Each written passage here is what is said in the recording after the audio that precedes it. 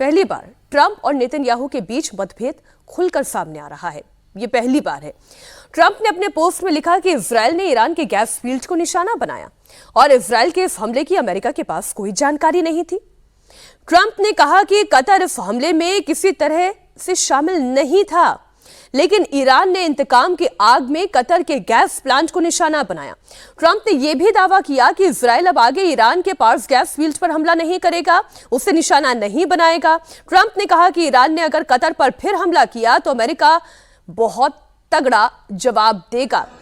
मैं हैरान हो रही हूं कि आप एलआई बन के अजीत जी इस जंग को लड़ रहे हैं और आपको ये पता था कि ईरान घुटने टेकने वालों में से नहीं है, तो नेक्स्ट लेवल आपका क्या होगा? जो ईरान की सबसे बड़ी ताकत है, उसकी ऑयल फील्ड, उसकी गैस फील्ड, ये लड़ाई वहां तक जाएगी।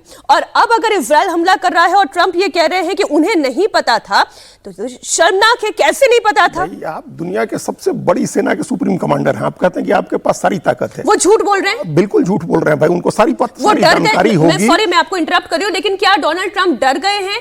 क्या वो डर गए हैं कि ईरान ने सीधा रास लफान के ऊपर हमला किया? बिल्कुल, वो हर जगह अब हमला करेगा। यही कारण है, चूंकि कतर उनका सबसे करीबी एलाई है। जो पहले आपने सवाल किया उसका जवाब तो यही है ना कि कतर ने अमेरिका की आलोचना इसलिए नहीं की, कतर अमेरिका का सबसे करीबी एलाई है और मीडिएटर से वहां का सबसे बड़ा मीडिएटर। और कतर को अब इनको, ट्रंप को भी ये खतरा दिख रहा है कि कतर के जो गैस फील्ड और ऑयल फील्ड पर ईरान के लिए हमला करना बहुत ही आसान है। जो हमने कहा कि उसके लिए किसी बड़ी मिसाइल की जरूरत नहीं, वो ड्रोन भेज देगा, लोन वुल्फ चले जाएंगे, उसका कोई आदमी हमला कर देगा, अनमैन्ड व्हीकल से हमला करा देगा और वो नष्ट कर देगा। और उसके बाद जो क्राइसिस होगा वो पूरी दुनिया में फैलेगा। एक तो कारण यह है, अभी जो लड़ाई का जो तरीका है, वहां जो अभी लड़ाई हो रही है उस रीजन में, उसमें अमेरिका ने और इजराइल ने अपना अपना एरिया बांटा हुआ है। ये पहले से तय है दोनों के बीच में। हम इसलिए बता रहे हैं, आप जो कह रहे थे कि कैसे ट्रंप को नहीं पता है कि south of the Iran Israel हमला करेगा और नॉर्थ ऑफ द ईरान और सेंट्रल ईरान में अमेरिका हमला करेगा।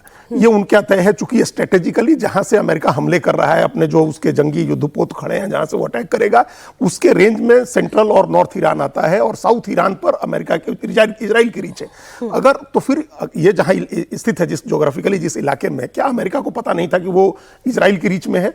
ये सब पता था उनको, सारी स्ट्रेटजी उनको पता है। और अगर आप ये कह रहे हैं कि आपको पता नहीं था या इजराइल ने आपको बताया नहीं, तो डे फर्स्ट से फिर ये बात साबित होती है कि आप इजराइल की लड़ाई लड़ रहे हैं। इजराइल ने आपको किसी तरह से फंसा दिया इस लड़ाई में, आपको पता नहीं था। आपको पहले कहा गया कि आप सुप्रीम लीडर को मार दीजिए तो युद्ध खत्म हो जाएगा, फिर कहा गया कि आप उनके कमांडर्स को मार दीजिए, सारे लीडर्स को मार दीजिए तो युद्ध खत्म हो जाएगा, फिर कहा गया कि आप उसकी मिलिट्री कैपेबिलिटीज को समाप्त कर दीजिए तो युद्ध समाप्त हो जाएगा। और आपका फ्रस्ट्रेशन बढ़ता जा रहा है। उसका टॉप लीडर भी मर गया, उसकी जो गवर्निंग काउंसिल है उसके टॉप लीडर्स मारा गया और उनका इंटेलिजेंस चीफ खतीब भी मारे गए।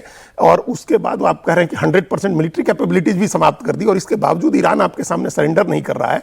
तो ये तो एक बहुत ही मिस्चीवियस स्टेटमेंट है ट्रंप का और लगता है कि युद्ध अब एकदम बिल्कुल डिफरेंट डायरेक्शन की तरफ बढ़ रहा है और वो डायरेक्शन बहुत खतरनाक होगा पूरी दुनिया के लिए। मैं बहुत ज्यादा अंतर्राष्ट्रीय विषयों को इतना अच्छे से नहीं समझती, लेकिन एक कॉमन सेंस भी अगर एक आम नागरिक की तरह, एक आम जर्नलिस्ट की तरह आप अप्लाई करेंगे तो ऐसा लगता है कि इस वक्त शायद अमेरिका भी अब ये चाहने लगा है कि खाड़ी देश या तो ईरान के ऊपर दबाव बनाए या इजराइल के ऊपर कोई दबाव अमेरिका बना पाए और इस युद्ध से बाहर निकलने का कोई रास्ता ढूंढा जा सके, क्योंकि अब ये दुनिया की जंग बन रही है।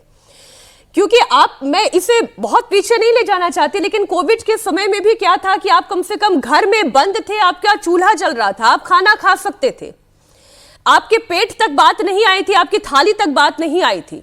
लेकिन ये युद्ध अगर इसी तरीके से ऑयल रिफाइनरीज, गैस, तेल पर लड़ा जाता रहा तो उपज क्या होगी? क्योंकि फर्टिलाइजर्स पर भी आएगा।